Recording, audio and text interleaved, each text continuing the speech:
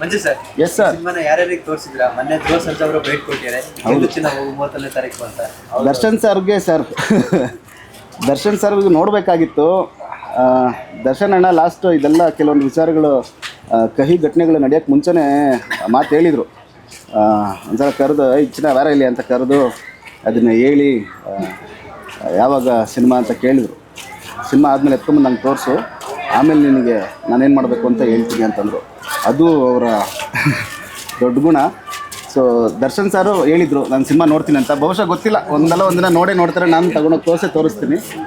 ಅದೊಂದು ಖುಷಿ ಆಯಿತು ನನಗೆ. ಅದಾದಮೇಲೆ ನನಗೆ ಧ್ರುವ ಸರ್ಜಾ ಸರ್ ಬಂದರು, ಬೆನ್ನಿಂದ ನಿಂತ್ಕೊಂಡ್ರು. ಅದು ಈಗ ವೀಡಿಯೋಗಳಲ್ಲಿ ಕೂಡ ನೋಡಿರ್ತೀರ ನೀವು. ಧ್ರುವ ಸರ್ಜಾ ಅವರು ಬಂದು ಬೆನ್ನಿಂದ ನಿಂತ್ಕೊಂಡು ಜನ ಬಂದೇ ಬರ್ತಾರೆ ಹೋಗು ನಿಮ್ಮ ಕಾಲೋನಿಗೆ ಅಂತ ಹೇಳಿದ್ದು. ಮತ್ತು ದುನಿಯಾ ವಿಜಯ್ ಅವರು ಕೂಡ ಅಷ್ಟೇ. ದುನಿಯಾ ವಿಜಯಣ್ಣ ಅಂತೂ ಮೊನ್ನೆ ಬರ್ತ್ಡೇಗೆ ಹೋದಾಗ 4 ಅವರಿದ್ದೆ ಅವ್ರ ಜೊತೆಯಲ್ಲಿ. ಸೊ ಅಷ್ಟು ಬೆಂಬಲ ಪ್ರೀತಿ ಅವ್ರದ್ದು. ತುಂಬ ರೆಸ್ಪೆಕ್ಟ್ ಸರ್. ಯಾಕಂದರೆ ಕಲಾವಿದ್ರ ಹಿಂದೆ ಬಂದು ನಿಂತ್ಕೊಳ್ಳೋದಿದೆಯಲ್ಲ, ಸೀನಿಯರ್ಗಳು ನಮ್ಮ ಹಿಂದೆ ಇದ್ದಾರೆ ಅನ್ನೋದು ಅಷ್ಟೇ ನಮಗೆ ಬ್ಲೆಸ್ಸಿಂಗ್ಸು. ಅದಕ್ಕಿಂತ ಇನ್ನೇನು ಬೇಕು? ಇವಾಗ ಸುದೀಪ್ ಸರ್ ಇಲ್ಲ ಅಂದಿದ್ರೆ ಬಿಗ್ ಬಾಸ್ ನಾನೆಲ್ಲ ಹೋಗ್ತಾ ಇದ್ದೆ. ಸೊ ನನ್ನ ಕಂಟೆಂಟು, ಇಲ್ಲಿ ಮಾಡಿರೋ ಕಂಟೆಂಟು ಬಿಗ್ ಬಾಸಲ್ಲಿ ಕೋಟ್ಯಂತರ ಜನ ನೋಡಿದ್ದಾರೆ ಅಂದರೆ ಸುದೀಪ್ ಸರ್ ಅವ್ರ ಆಶೀರ್ವಾದ ಅಲ್ವಾ? ಅವ್ರೇನು ಹೇಳಿದ್ರು ಸುದೀಪ್ ಸರ್? ಅದನ್ನು ನನಗೆ ಗೊತ್ತಿಲ್ಲ ಸರ್. ಇನ್ನೂ ನನಗೆ ರಾಜೀವಣ್ಣ ಸಿಗಲಿಲ್ಲ. ಪಾಪ ಅವರು ಕ್ರಿಕೆಟ್ ಆಡಿ ಎಲ್ಲ ಕ್ರಿಕೆಟು ಆಡಬೇಕು, ಈ ಕಡೆ ಪ್ರಮೋಷನ್ನು ಮಾಡಬೇಕು, CCL ಬರ್ತಾಯಿದೆ, ಅದು ನಮಗೆ ಘನತೆ, ಅದಕ್ಕೂ ನ್ಯಾಯ ಕೊಡಬೇಕು.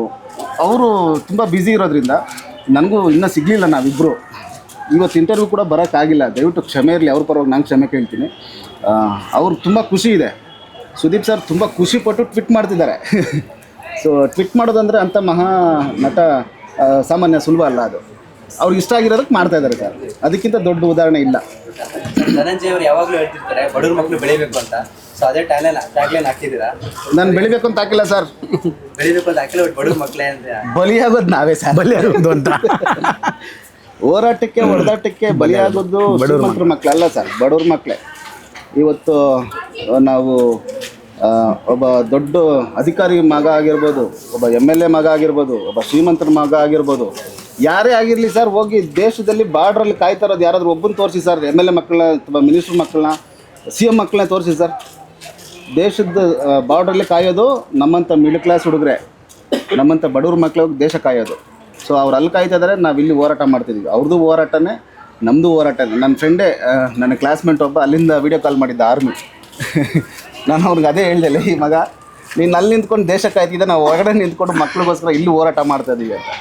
ಸೊ ಇದು ಹೋರಾಟನೇ ಪ್ಯೂರ್ಲಿ. ಇದು ಸಿನಿಮಾ ಬಂದು ಸಿನಿಮಾದಲ್ಲೂ ಹೋರಾಟ ಮಾಡ್ತಾಯಿದ್ದೀವಿ, ಅದನ್ನ ತೆರೆಗೆ ತರೋಕ್ಕೂ ಹೋರಾಟ ಮಾಡ್ತಾಯಿದ್ದೀವಿ. ಸೊ ಇಲ್ಲಿ ಗೊತ್ತು ನಿಮಗೆ, ನಮ್ಮಂಥವ್ರು ಬಂದು ಸಿನಿಮಾ ಮಾಡಿ ನಿಂತ್ಕೊಳ್ಳೋದು ಎಷ್ಟು ಕಷ್ಟ ಇದೆ ಅಂತ. ಸೊ ಹೋರಾಟ ನಡೀತಾ ಇದೆ ಸರ್. ಬಲಿಯಾಗೋದು ಬಡವ್ರ ಮಕ್ಕಳೇ. Yes sir.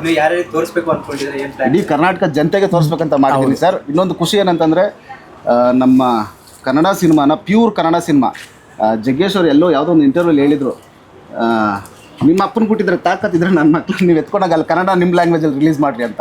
ಸರ್ ಇವತ್ತು ನಮಗೆ ಧೈರ್ಯವಾಗಿ ಹೇಳ್ತಿದ್ದೀವಿ, ನಮ್ಮ ಸಿನಿಮಾನ ಕನ್ನಡದಲ್ಲಿ ಅಲ್ಲಿ 2 ಥಿಯೇಟ್ರ್ ಕೊಟ್ಟು ಅವರೇ ರಿಲೀಸ್ ಮಾಡ್ತಾಯಿದ್ದಾರೆ ಚೆನ್ನೈಯಲ್ಲಿ. ಸೊ ಭಾಳ ಪ್ರೌಡ್ ಫೀಲ್ ಅಲ್ವಾ ನಮಗದು. ಅದು ನಮಗೆ ಖುಷಿ ಇದೆ.